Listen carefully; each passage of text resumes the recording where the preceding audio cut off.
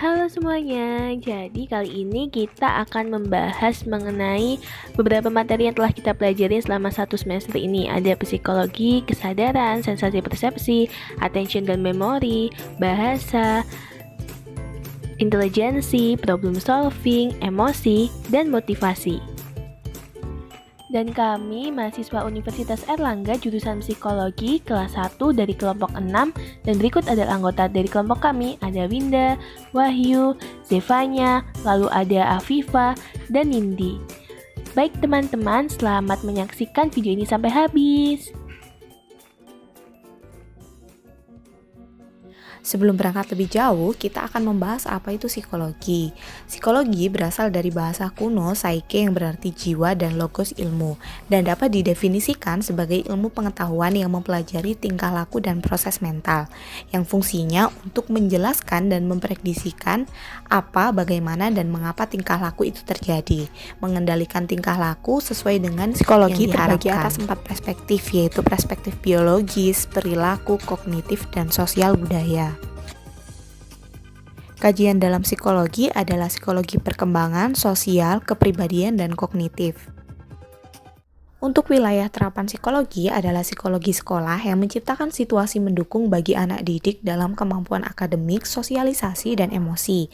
Kemudian psikologi industri dan organisasi berfokus pada pengembangan, evaluasi, dan prediksi kinerja suatu pekerjaan dan mempelajari bagaimana suatu organisasi mempengaruhi dan berinteraksi dengan anggota-anggotanya.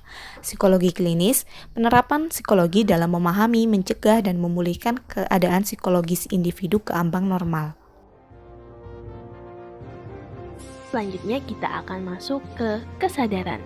Jadi teman-teman, kesadaran ini memiliki pengertian secara sempit bahwa kesadaran menunjukkan kemampuan seseorang untuk menyadari pengalaman subjektifnya dan mempersepsi variasi-variasi keadaan mentalnya. Jadi kali ini kita akan membahas 3 dari 6 perspektif yang ada nih. Nah, kita akan membahas perspektif fisiologis. Yuk kita baca kasus yang ada di sini. Nah, hal ini menunjukkan bahwa persepsi itu tergantung pada kuat lemahnya stimulus yang telah diberikan. Nah, selanjutnya kita akan membahas mengenai perspektif strukturalisme. Jadi, misalnya nih, tiba-tiba ada guru yang membanting bukunya. Lalu para murid terkejut dan bingung apa yang menyebabkan guru itu membanting bukunya. Ataukah marah, ataukah kesal dengan sesuatu? Nah, hal ini menunjukkan bahwa kesadaran dipengaruhi oleh berbagai sensasi yang kita rasakan, sehingga kita mengorganisir menjadi suatu persepsi atau pendapat. Oke, selanjutnya ada perspektif holistik. Nah, jadi untuk kalian bisa coba lihat gambar ini. Nah, apa sih yang kalian lihat pertama kali? Ataukah sebuah pohon? Ataukah sebuah monyet? Ataukah sebuah harimau? Nah, hal ini menunjukkan bahwa kesadaran adalah bagaimana pikiran kita mengorganisir berbagai stimulus yang kita rasakan menjadi sebuah persepsi. Oke, selanjutnya kita akan membahas mengenai sensasi dan persepsi. Jadi sensasi itu berbeda dengan persepsi. Nah, yang pertama kita akan membahas sensasi. Jadi sensasi adalah proses manusia dalam menerima informasi sensoris melalui penginderaan dan menerjemahkannya dalam bentuk sinyal-sinyal neural. Nah, kapabilitas sensasi ini dipengaruhi oleh gen, seks, umur, pengalaman pribadi, dan lingkungan sekitar. Persepsi adalah cara pandang kita terhadap dunia. Misalnya, menurut kalian kira-kira dunia itu gelap atau berwarna? Nah, jawaban ini tergantung pada persepsi kita masing-masing. Nah, selanjutnya kita akan membahas masalah contoh dari sensasi dan persepsi. Jadi, misalnya ketika kita makan samyang, sebelum kita memiliki persepsi apakah samyang ini pedas atau tidak, kita sudah mendapatkan stimulus yang telah dirasakan oleh indera pengecap kita. Setelah kita merasakan dari stimulus itu, kita memproses nih, kira-kira samyang ini termasuk pedas atau tidak, seperti itu. Selanjutnya, kita akan membahas tentang atensi dan memori. Apa sih pengertian dari atensi? Jadi, Atensi merupakan pemfokusan konsentrasi usaha mental yang menghasilkan kesadaran akan aspek tertentu dari rangsangan sensorik atau pengalaman mental. Kemudian terdapat dua jenis atensi, yaitu selective attention dan divided attention. Selective attention yaitu memproses satu stimulus dan mengabaikan stimulus yang lain. Kemudian divided attention memproses dua stimulus dan memberikan atensi terhadap keduanya. Kemudian terdapat teori-teori atensi. Yang pertama ada Broadbent yang menyatakan bahwa atensi dianalogikan sebagai bottleneck yang berfungsi sebagai filter. Kemudian ada Treatment teori yang menyatakan bahwa hanya melemahkan salah satu dan tidak menghilangkan yang lainnya. Kemudian ada Deutsch and Dirichlet teori yang menyatakan bahwa atensi digunakan untuk menyeleksi respon. Kemudian ada Kahneman teori yang menyatakan bahwa atensi merupakan sebuah proses, bukan merupakan struktur. Kemudian ada Pascal Control Parallel Model yang menggabungkan antara teori atensi struktural dan teori atensi proses. Nah, selanjutnya kita akan bahas tentang memori.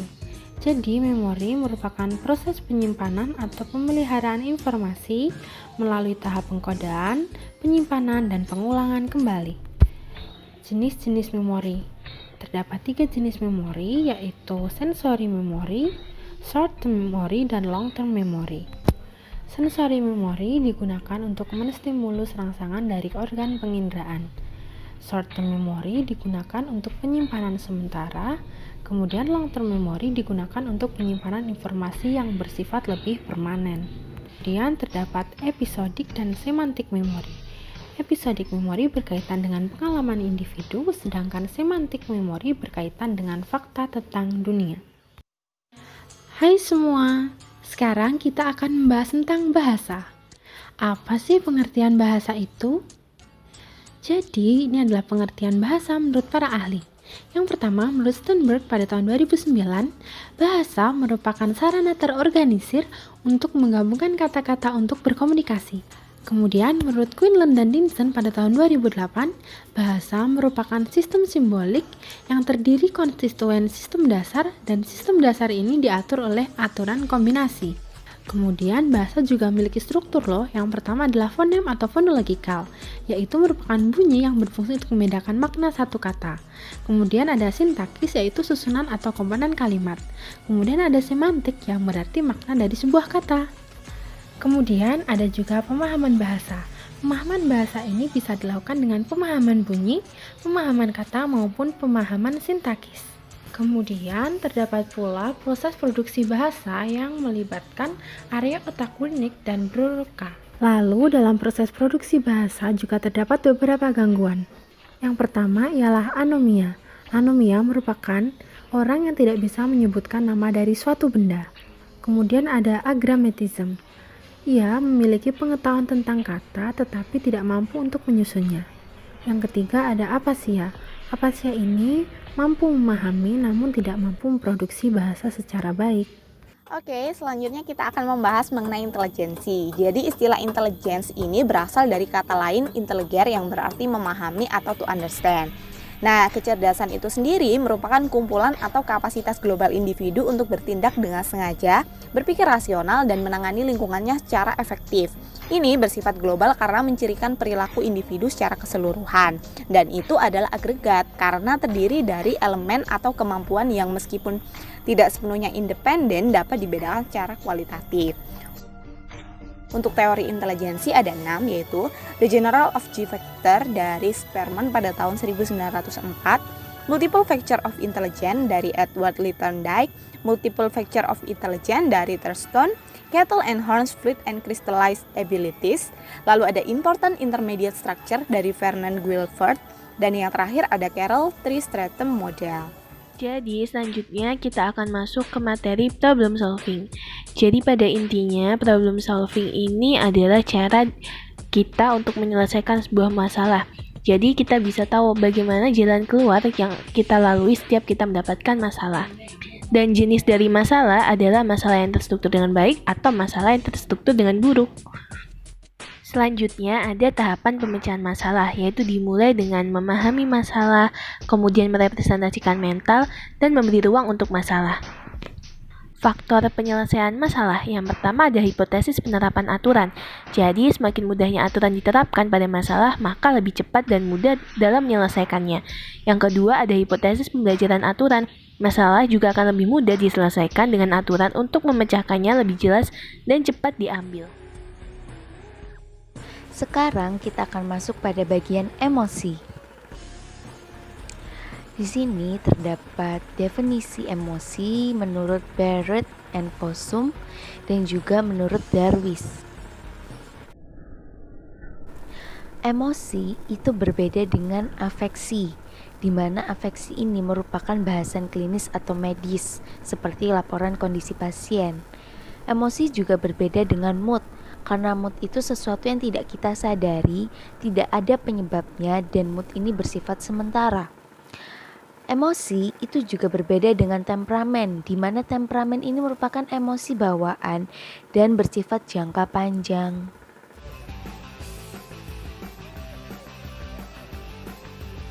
Kita masuk pada bagian teori emosi. Teori emosi yang pertama adalah teori emosi dua faktor Schechter-Singer. Lalu yang kedua ada teori emosi James Lange. Dan yang terakhir adalah teori emosi emergency milik Cannon Bard.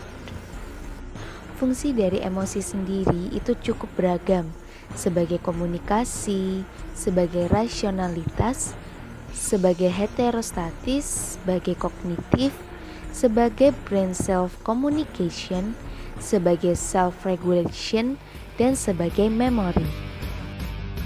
Motivasi berasal dari bahasa Latin yang diambil dari kata mover yang berarti sebuah dorongan. Nah, di sini terdapat dua definisi dari motivasi. Nah, jika disimpulkan dari dua definisi tersebut, maka bisa diartikan bahwa motivasi ini merupakan sebuah dorongan untuk mencapai sebuah tujuan. Terdapat 6 teori motivasi. Yang pertama ada teori insting yang berfokuskan pada naluri yang diturunkan. Yang kedua ada teori drive reduction di mana mengurangi dorongan dengan memenuhi kebutuhan. Lalu yang ketiga ada teori arousal di mana mempertahankan aktivitas pada level tertentu. Di sini akhirnya muncullah prinsip hukum Yerkes-Dodson Law. Lalu yang keempat ada teori insentif di mana motivasi itu muncul karena stimulus dari eksternal. Lalu yang kelima adalah teori kognitif yang memfokuskan pada peran pikiran. Di sini muncul yang namanya ekspantasi value teori. Lalu yang terakhir adalah hierarki Maslow. Jadi terdapat hierarki kebutuhan manusia mulai dari kebutuhan fisiologis, kebutuhan rasa aman, kebutuhan untuk memiliki, kebutuhan akan harga diri, dan juga kebutuhan untuk mengaktualisasikan diri. Karena kita sudah sampai di penghujung akhir video, maka berikut adalah referensi yang telah kami gunakan.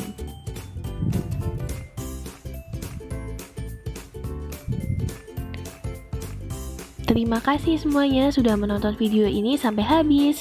Semoga video ini dapat bermanfaat bagi kita semua. Sampai jumpa lagi, teman-teman.